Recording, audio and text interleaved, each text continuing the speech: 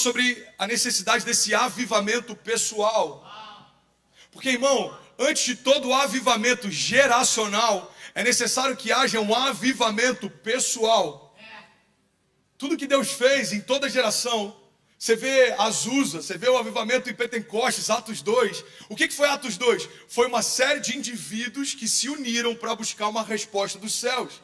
Estavam todos reunidos em um só lugar, até que veio sobre eles. Ou seja, antes de haver aquele avivamento geracional, cada um precisou passar por um avivamento pessoal. O problema é que é muito fácil a gente achar que Deus vai fazer a partir de estádios lotados ou igrejas lotadas, quando na verdade Deus vai fazer a partir de o meu interior completamente cheio. Quando eu terceirizo algo, seja um problema ou seja um avivamento, eu não quero me envolver tanto na construção daquilo que vai ser feito. Por quê? Porque eu olho para fora e eu acho que está todo mundo fazendo. Você já ouviu um ditado? Ele é bem... Lá em Cabo Frio, pelo menos, a gente usava, mas eu não sei se ele só existia em Cabo Frio, ou se alguém já ouviu ele aqui, mas... Cachorro que tem 2 donos morre de fome. Já ouviu esse ditado? 3 pessoas devem ser lá de Cabo Frio. Você é da onde de Cabo Frio? Não, pastor. Eu passava o carnaval em Iguaba direto, já ouvi isso daí por lá.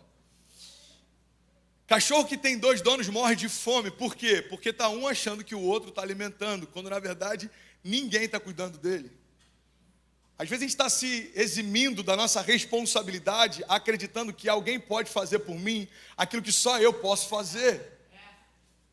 E a autorresponsabilidade, irmão, quando ela não está bem resolvida, ela gera líderes com crise de identidade, ela gera sacerdócios que se omitem em governar sua própria casa, ela gera meninos com medo de serem homens, mulheres com medo de serem mães. Autorresponsabilidade é um tema chato, porque eu sei que muita gente talvez veio para cá nesse domingo falando, eu preciso de uma palavra de encorajamento. Mas eu não vim anestesiar você, eu vim trazer luz sobre um tema que quando for bem resolvido, a gente vai para o próximo nível. Quantos querem viver o next level, o próximo nível? Existe um novo nível, existe um novo tempo, existem coisas novas que Deus quer que a gente viva, mas a gente precisa assumir a autorresponsabilidade. Você está comigo? Diga amém. Tem uma frase de um pastor americano que eu sou apaixonado, ele diz o seguinte: você vai ser lembrado por 2 coisas, ou pelos problemas que você resolve, ou pelos problemas que você provoca. It's true. É a grande verdade. A gente não vai ser lembrado por nada além daquilo que a gente resolve ou daquilo que a gente provoca. Você quer um exemplo? Todo herói da fé foi um resolvedor de problema. O que Davi fez? Davi resolveu um problema. Primeiro resolveu o problema do rei. Ele tocava a harpa e Saul ficava mais calmo para dormir. Depois ele resolve um problema da nação. Ninguém tinha coragem de desafiar aquele gigante. Então ele assume a responsabilidade e fala, ninguém? Então tá bom, deixa que eu vou. Sabe essa unção de Romário na hora de bater pênalti no final de campeonato? Eu sinto que falta isso um pouco na gente de vez em quando. A gente às vezes está tão politicamente correto, até na nossa jornada de fé, que nos falta um pouco desse posicionamento do tipo, deixa porque eu sei o que eu carrego, eu sei a promessa que eu tenho, e eu sei que não é esse gigante que vai me parar. Enquanto está todo mundo discutindo o que fazer para resolver aquele problema, Davi resolve. Às vezes a gente está muito preocupado em administrar problema. Declara junto comigo, diga, problema não se administra. Problema se resolve. Tem muito casamento em crise de anos, porque há anos você está tentando administrar um problema. Tem gente que tem crise ministerial há anos, porque há anos está tentando administrar um problema. Irmão, você não foi chamado para administrar problemas, você foi chamado para resolver problemas. Davi resolveu um problema do rei, depois resolveu um problema da nação. Você quer outro exemplo? José. José é levado preso. E aí então ele começa a administrar as coisas de Potifar, e tudo que é colocado na mão dele prospera. Então ele resolve um problema de Potifar, depois ele é levado cativo de novo, e ele começa a ter as revelações dos sonhos do copeiro e do padeiro, e aí ele resolve o problema daqueles homens. E aí, em algum momento, ele é lembrado, até que ele é levado a Faraó, ele resolve o problema de Faraó. Você percebe que a jornada de fé é como uma espiral, a gente está sempre fazendo a mesma coisa, mas cada temporada no nível mais alto. Quem resolve o problema do padeiro vai ser levado em algum momento para resolver o problema do Faraó. E quando você resolver o problema de quem governa, você se torna um governante também. O problema é que quem não assume autorresponsabilidade quer se vitimizar, ao invés de governar o que deveria. Se José permanecesse na cadeia reclamando dos irmãos, jamais teria se tornado canal de provisão sobre os irmãos lá na frente. A Bíblia diz que quando os irmãos, anos depois, vão pedir socorro no Egito, quem está governando sobre toda a provisão? Alguém me ajuda aí, gente? José. E olha que chave poderosa, vocês estão comigo ainda? Amém. Quando os irmãos de José chegam, José olha e reconhece de longe. Mas os irmãos de José nem de perto o reconhecem. Por quê, pastor? Porque é isso que caminhar com Deus faz. Os irmãos de José não caminhavam com Deus, então nada mudou, mesmo anos depois. Mas José, por caminhar com Deus, já estava tão diferente que se tornou irreconhecível. Irmão, a jornada de fé precisa nos tornar irreconhecíveis. Isso não tem a ver com fingirmos quem somos, mas tem a ver com nos tornarmos diferentes de quem éramos. Tem amigos que olham para mim hoje, mandam mensagem e falam: mano, você está irreconhecível. Glória a Deus por isso. Porque era você que limpava meu vômito quando a gente saía das festinhas. Agora eu estou orando para abençoar você, porque você está em crise de identidade. Mano, você está muito diferente. Eu recebi testemunhos. Eu recebi um testemunho de uma menina que estudou comigo em Juiz de Fora e ela foi curada de AIDS. Então alguém que está com você numa open party agora está dizendo: você foi usado de alguma forma para me abençoar. É isso que caminhar com Deus deve fazer. Mudança, transformação, mudança de mente. E é por isso que eu uso esse termo avivamento pessoal. O que é avivamento? Avivamento na origem da palavra significa aia, ou seja, é trazer de volta à vida aquilo que estava morto. Então o avivamento pessoal é Deus trazer de volta à vida aquilo que estava morto no André. E quando eu entendo que agora eu não preciso mais de favor, mas eu me tornei um canal de favor, eu não fico pedindo, mas eu começo a liberar. Foi o que eu tentei ministrar na oferta, mas 90% de nós fecha o coração. Por quê? Porque quando a gente ouve isso, parte de um pressuposto que alguém precisa do que eu tenho e está me pedindo para dar. Ah, irmão, pega essa chave. A linguagem de Deus sempre foi a partir do partir. Você quer um exemplo? Os discípulos no caminho de Emaús estão andando do lado de Jesus e não percebem que era Jesus. Eu vou correr muito porque a gente tem 5 chaves para liberar aqui hoje. Você está comigo? Amém? Então, se eu falar rápido, me perdoa, mas eu creio que existe algo de Deus para essa manhã. Quando chega na casa, Jesus vai como quem vai embora.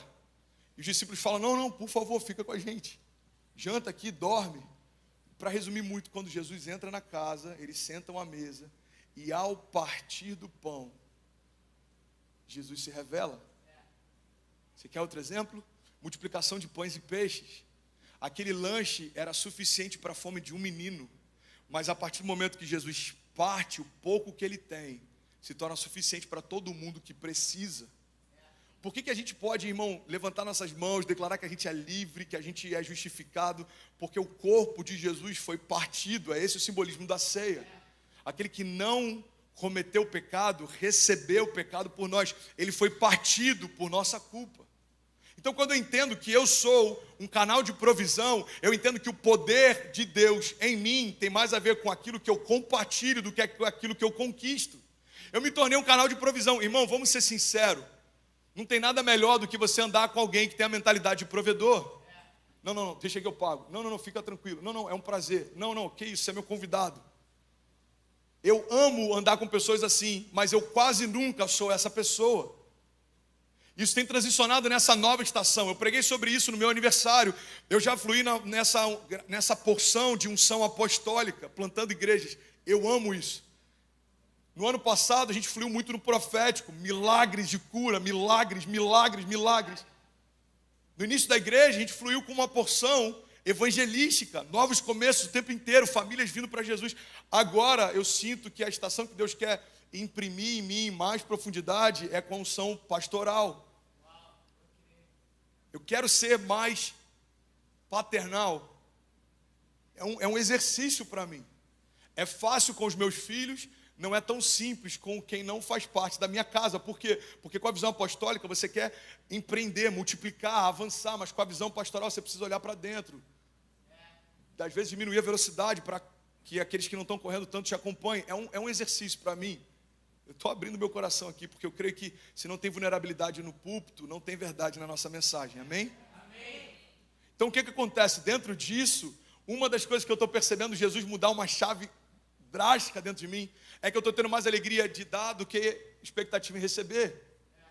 Então tem sido comum, toda semana eu saio de casa e eu fico olhando o que não é mais meu aqui. Então eu sou apaixonado por relógio, eu devo ter uns 20 relógios, mas a América facilita a gente ter relógios, amém? Alguém pode dizer glória a Deus? Ok. Aqui é loucura, irmão.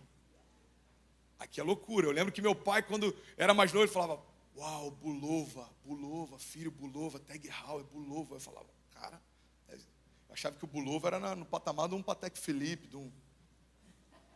Você compra um Bulova por $600. Bulova era o sonho de consumo do tipo, um dia, se eu for um executivo de uma multinacional, eu vou comprar um Bulova, eu vou mandar pro meu pai, cheguei lá. Aqui você consegue comprar no outlet. Mas enfim, fechando esse parênteses dessa loucura que é esse consumismo aqui na América. Qual tem sido a minha alegria? Cara, esse relógio eu nem usei, eu boto no case, eu limpo ele todo. Mano, para você. Esse tênis eu nem usei, para você. Eu tinha comprado uns 2 pares de tênis que eu deixei no armário aqui da sala, porque numa emergência eu posso usar. Tem dias que não dá tempo nem de ir em casa tomar banho. É por isso que às vezes a gente só dá um high five e não te abraça, ok? Era uma piada, mas às vezes é verdade. E aí, pega essa chave. E aí eu nem cheguei a usá-los, eu já senti prazer em abençoar. Por que você está falando sobre isso, pastor? Porque eu creio que quando a gente se enxerga como um provedor, as pessoas começam a ter prazer de estar ao nosso redor. Não porque você vai ser o rei do camarote, ok? Não é porque você vai pagar a conta sempre. Mas porque você entendeu quem você é. É prazeroso andar próximo de alguém que sabe quem é. Você está comigo ainda? Vamos voltar para a mensagem? Você quer um outro personagem bíblico que entendeu que era um resolvedor de problemas? Jesus. Não cometeu pecado, mas se entregou por todos nós. A Bíblia diz que como uma ovelha, ele foi ao matadouro sem dizer uma palavra. Irmão, por que você está aqui hoje para ouvir algo de Deus? Porque Jesus resolveu o nosso problema.